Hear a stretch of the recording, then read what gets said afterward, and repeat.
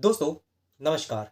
वैसे तो मार्केट में आप देखोगे तो बहुत सी कंपनियां हैं जो बहुत बड़े लेवल पे देखने को मिलती हैं, जिन्होंने अपने इन्वेस्टर को अच्छे रिटर्न बना के दिए हुए हैं। लेकिन कुछ लोग मुझसे पूछते हैं, ऐसी कंपनी के बारे में आप डिस्कस करिए जो छोटी हो, रिलायबल हो, अच्छे ग्रुप से बिलोंग करती हो, भविष्य में ग्रोथ का पोटेंशियल अच्छा हो। तो ऐसी कुछ कंपनी को हम यूजुअली फाइंड आउट करते रहते हैं। आज भी हम एक बहुत ही इंटरेस्टिंग कंपनी के बारे में बात करने वाले हैं।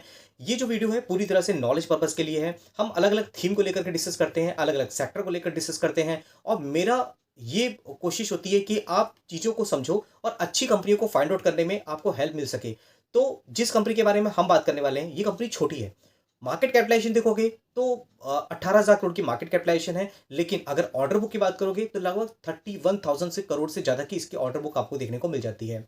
अब स्पेशल क्यों है? क्योंकि कंपनी इंफ्रास्ट्रक्चर सेक्टर में काम करती नजर आती है। इंफ्रास्ट्रक्चर सेक्टर में अभी भी ग्रोथ है। भविष्य में आने वाले 5 साल में, 10 साल में इसमें और भी ज़्यादा ग्रोथ देखने को मिल जाएगी। रीज़न क्या है? रोड का कंस्ट्रक्शन हो रहा है, एक्सप्रेस वे बन रहे हैं, हाईवेज बन रहे हैं, उसके अलावा टनल्स बन रही है। उसके अलावा अगर आप देखोगे तो ऑयल एंड गैस सेक्टर की बात करें, रेलवे इंफ्रास्ट्रक्चर की बात करें, हर एक जगह आपको ग्रोथ देखने को मिल रही है। और ये जो कंपनी है, इसकी जो स्पेशलाइजेशन आप देखोगे तो आपको मरीन में देखने को मिलती है, ट्रांसपोर्ट में देखने को मिलती है, उसके साथ में रेलवे भी देखने को मिलता है। तो ओवरऑल अलग अलग सेगमेंट में इसका कामकाज देखने को मिल जाता है। अगर मैं वेबसाइट में आपको दिखाऊंगा तो सब चीज़ें आपको समझ आ जाएंगी। मैं और इसके पास ऑर्डर बुक की बात करें वो भी अच्छा है।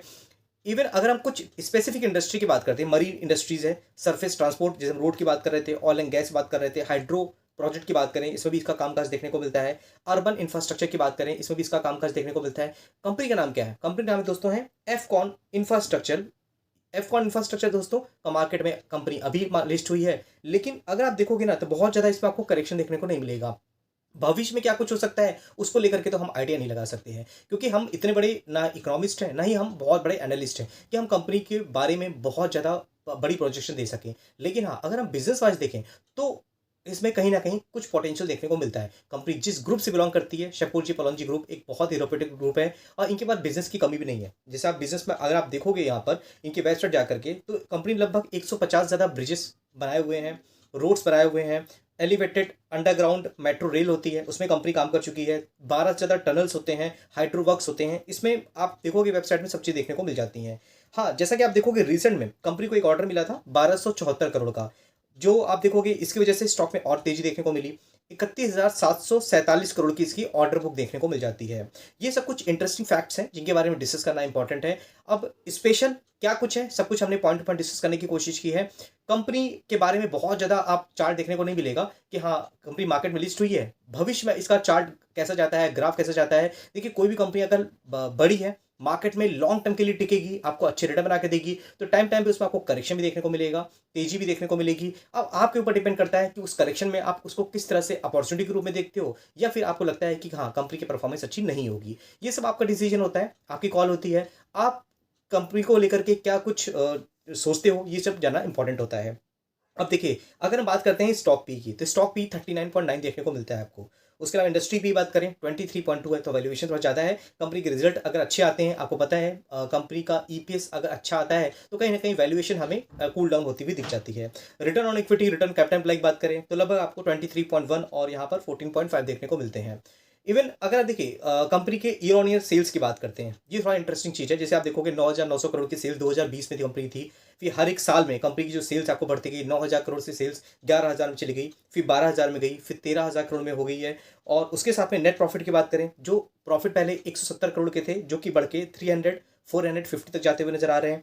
ईपीएस में भी ग्रोथ है, आप देखोगे यहाँ पर तो 34.12 का ईपीएस था, जो कि 49.57 तक जाता हुआ नजर आ रहा है। चलिए, इसके साथ में इंपॉर्टेंट क्या है, कंपनी के प्रमोटर होल्डिंग, तो 50% ज्यादा होल्डिंग तो प्रमोटर के पास में ही है। इवन अगर आप इंस्टीट्यूशन इन्वेस्टर की बात करोगे ना, तो उनके पास भी अच्छी खासी होल्डिंग है। लगभग 8% तो एफआईज ने उठा कर रखा है। डोमेस्टिक इंस्टीट्यूशन देखोगे 13% की होल्डिंग तो उन्हीं के पास देखने को मिल जाती है। पब्लिक के पास 28% की होल्डिंग यहाँ देखने को मिलती है। उसके अलावा और बड़े बड़े इन्वेस्टर्स हैं जो पब्लिक सेगमेंट में आप जाओगे वहाँ पे आपको देखने को मिल जाएंगे, लगभग 4%, 2%, 1% की होल्डिंग उन्होंने लेकर रखी हुई है। तो ये सब चीज़ें इंपॉर्टेंट है। हाँ, बैलेंस शीट देखना इंपॉर्टेंट है, क्योंकि देखिए कंपनी इंफ्रास्ट्रक्चर में काम करती है और इनके पास अगर आप देखोगे तो रिजर्व तो हैं, रिजर्व लगभग 3400 करोड़ के हैं। लेकिन जैसा कि बहुत सी इंफ्रा कंपनियां हैं, हमने पहले भी कवर किया हुआ है, उनमें आपको बोरिंग देखने को मिलेगी। तो आप देखोगे यहाँ पे 3485 करोड़ की आपको बोरिंग देखने को मिलती है। आप ये बिजनेस कंपनी लेकर के हमें बाय करना चाहिए, सेल करना चाहिए, मुझे कमेंट बॉक्स में जो लिखेगा। हाँ, प्रमोटर होल्डिंग प्लेज में है कि नहीं है ये जानना इंपॉर्टेंट है। तो देखो, प्रमोटर होल्डिंग यहाँ पर बिल्कुल भी आपको प्लेज में देखने को नहीं मिलेगी। इवन अगर म्यूचुअल फंड बात करें 72 है, और FIS FPI की बात करते हैं तो लगभग आपको यहाँ पर 89 के आसपास देखने को मिल जाएंगे यहाँ पर। हाँ, अगर आप देखोगे रेवेन्यू ग्रोथ का जो चार्ट है वो बहुत ही इंटरेस्टिंग है। इनमें रेवेन्यू ग्रोथ देखने को मिलेगी। नेट प्रॉफिट की बात करें वो भी आपको बहुत ही अच्छी तरीके से बढ़ता हुआ दिखेगा। तो ये कुछ इंपॉर्टेंट चीज़ें थी जो मुझे आपसे शेयर करनी थी। कुछ और भी इंटरेस्टिंग कंपनियां हैं जो आने वाले वीडियोज़ में आपके लेके आऊँगा। चैनल को सब्सक्राइब करके बेल आइकन दबा करके नोटिफिकेशन करना मत भूलिएगा। मेरा व्हाट्सएप चैनल है जिसमें ड्यूरिंग द मार्केट बहुत से अपडेट होते हैं, मैं वहाँ पे डाल देता हूँ जो आपके लिए क्विक इन्फॉर्मेशन लाएंगे, तो आप क्विक यहाँ पर डिसीजन भी ले सकते हो। साथ ही साथ मेरे पुराने चैनल को और अभी तक में जितने भी वीडियोज़ मेरे हैं सब मैंने अपने फेसबुक अकाउंट में डाले हुए हैं, फेसबुक चैनल में। उसका भी लिंक मैंने डिस्क्रिप्शन बॉक्स में दिया हुआ है, आप जाकर के उसको ज्वाइन कर सकते हो और सारी वीडियोस आप देख सकते हो, क्योंकि उस चैनल पे मैंने काफ़ी सेक्टर स्पेसिफिक और स्टॉक स्पेसिफिक वीडियो अपलोड किए हुए थे जो आपके लिए काफ़ी गेम चेंजर साबित हो सकते हैं। साथ ही साथ अगर आप अपना डीमेट अकाउंट ओपन करना चाहते हो तो सैमको का लिंक मैंने डिस्क्रिप्शन बॉक्स में दिया है, वहां जाकर के अपना डीमेट अकाउंट ओपन कर सकते हो। तो ठीक है दोस्तों, फिर मिलते हैं नेक्स्ट वीडियो में, तब तक के लिए थैंक यू।